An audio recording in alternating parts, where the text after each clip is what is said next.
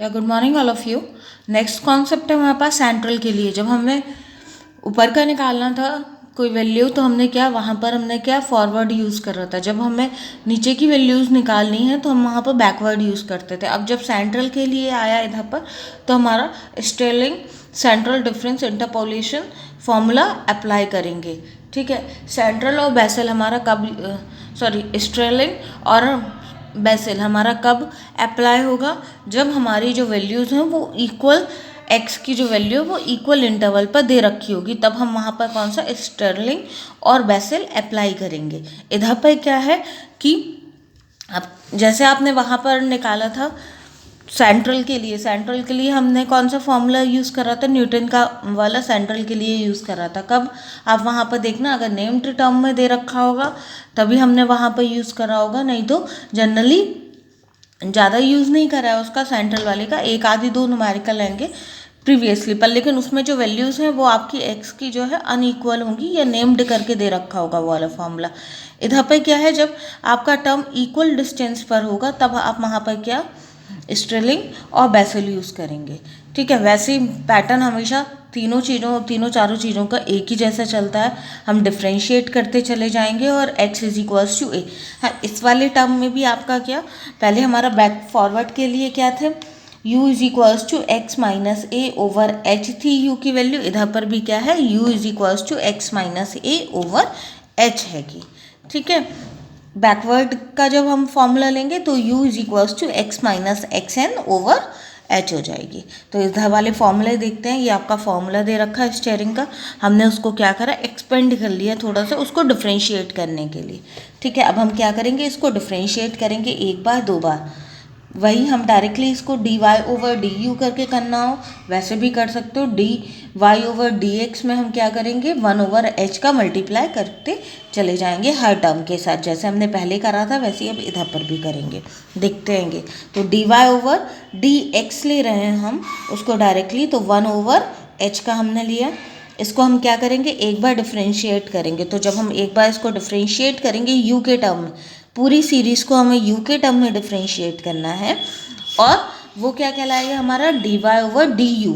पर हम जब directly d y over d x लिखेंगे तो वन बाय एच का मल्टीप्लाई और d y over d x कर डी यू कर देंगे उसको। ठीक है, तो इसको जब हम डिफ्रेंशिएट करेंगे तो ये वाला टर्म पहला हो जाएगा del y naught plus del y minus one by two plus u square है तो two u factorial two del square minus one. अभी इस वाले टर्म को भी बताएंगे, minus one minus two minus three ये कैसे चलना है, plus three u square minus one factorial three del cube y minus one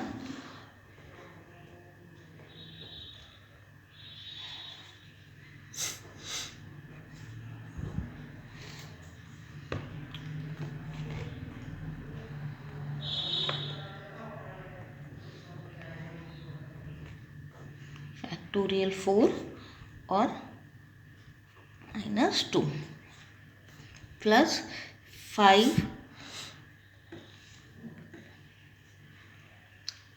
power four minus 15 u square plus four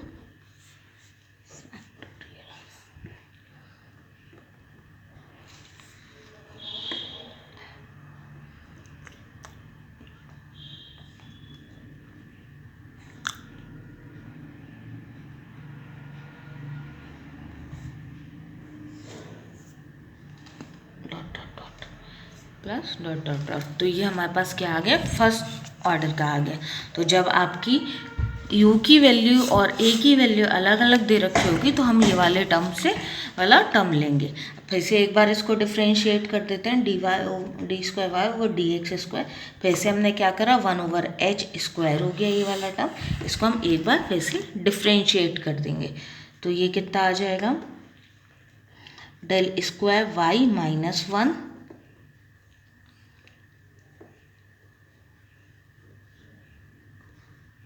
factorial three del cube y -1। Concept बस थोड़े से clear रखिएगा, अपने आप ही न्यूमेरिकल सॉल्व होते चले जाते हैं इसमें।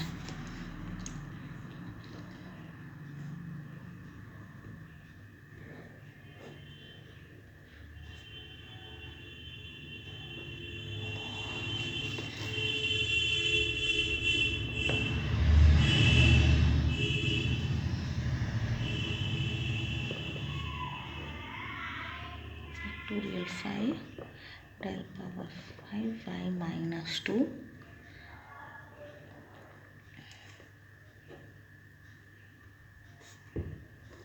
बाय 2 +1।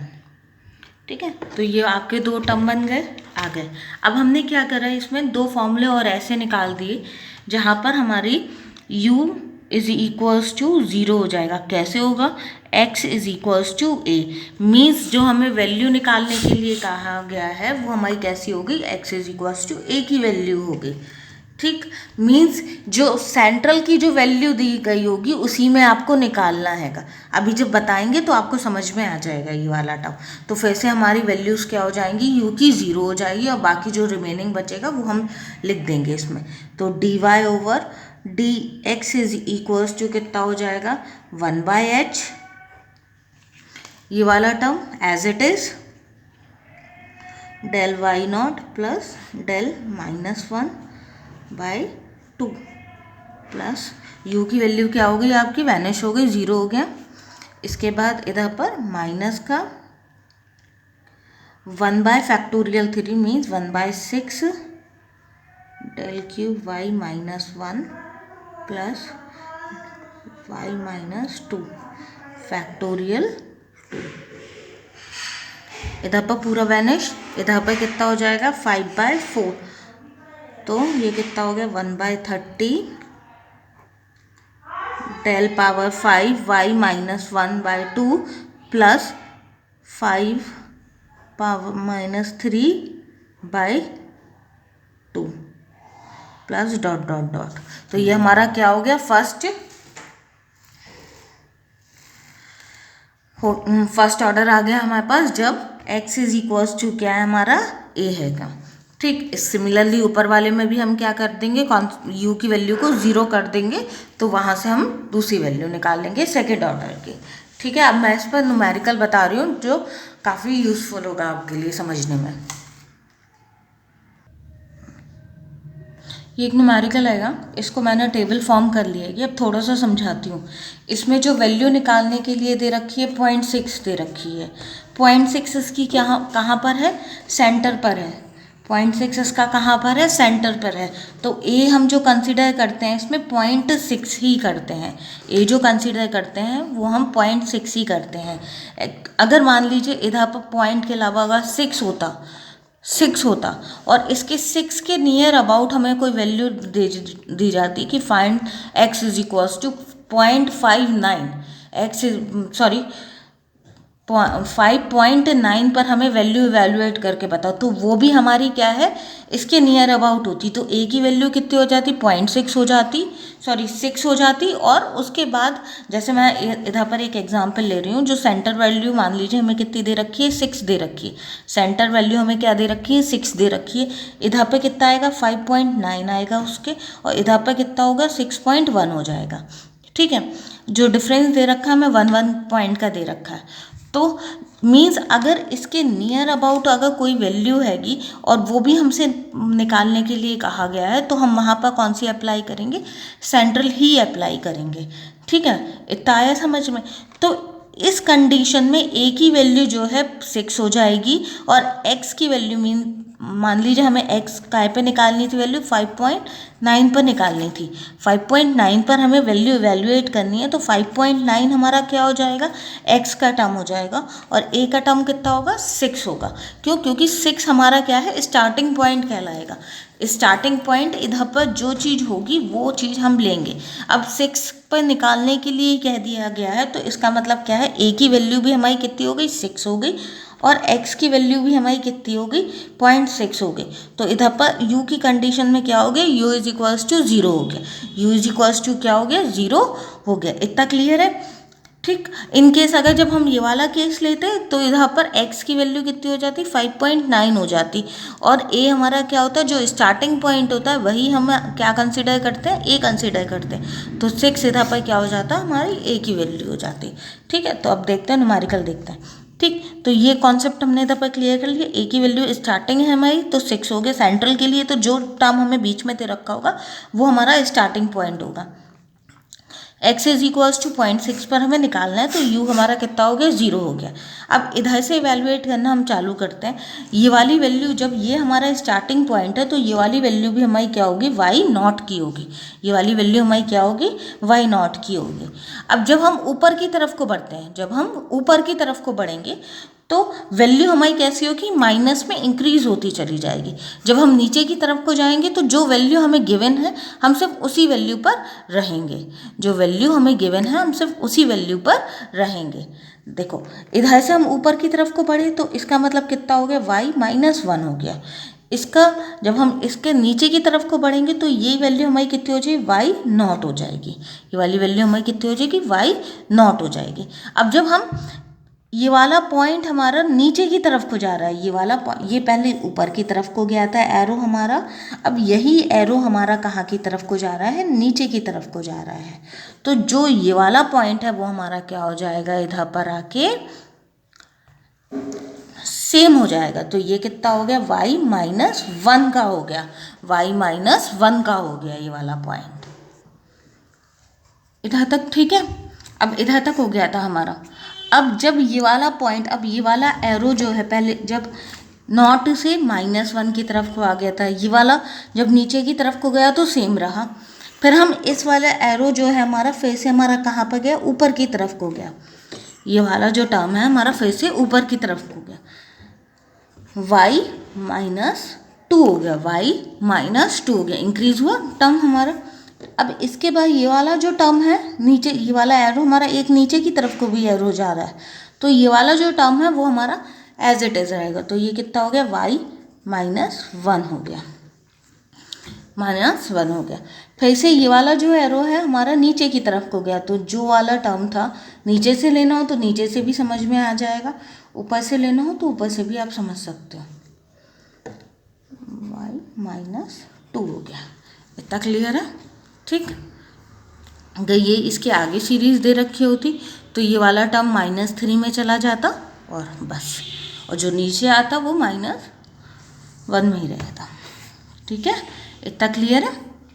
अब हम जब उसको देखते हैं तो अपने आप ही जब बनाते हैं तो हमारा फ्लो एक बार क्रिएट होता चला जाता है, तो आप उसको आसानी से करते चले जाओगे, कहीं पर भी कोई दिक्कत नहीं होगी। अब आपका जब u की वैल्यू कैसी थी, 0 थी, तो उसके लिए फर्स्ट ऑर्डर और सेकंड डिफरेंशिएशन के जो टर्म थे वो क्या थे, ये ऑलरेडी एक टर्म मैंने लिख रखा है, तो dy/dx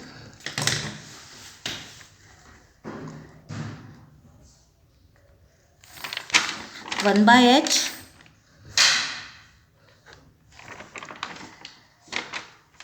del y0 plus del -1/2 -1/6, फिर क्या था ये, del q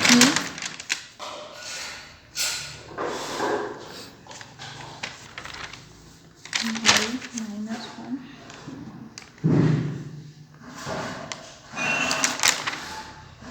del 2 -2/2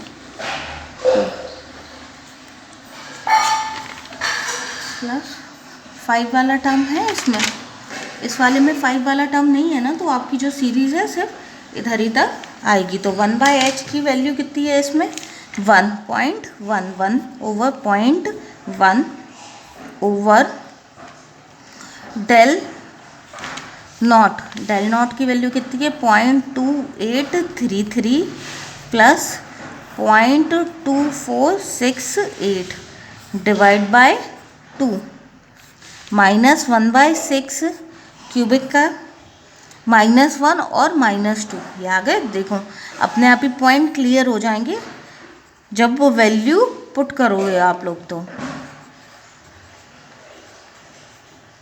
बाय 2। तो इसको सॉल्व करके मुझको बताना। एक फर्स्ट ऑर्डर था, अब सेकंड ऑर्डर का जो फॉर्मूला है वो मैं इधर पर और लिख के देती हूँ। D square y over d x square is equals to 1 over h square. इस वाले में हमने क्या करा, u वाले टर्म को ज़ीरो कर दिया। तो u वाले टर्म को जब हम ज़ीरो करेंगे तो हमें बहुत से टर्म क्या हो जाएंगे, ज़ीरो फॉर्म हो जाएंगे। Del square y minus 1 plus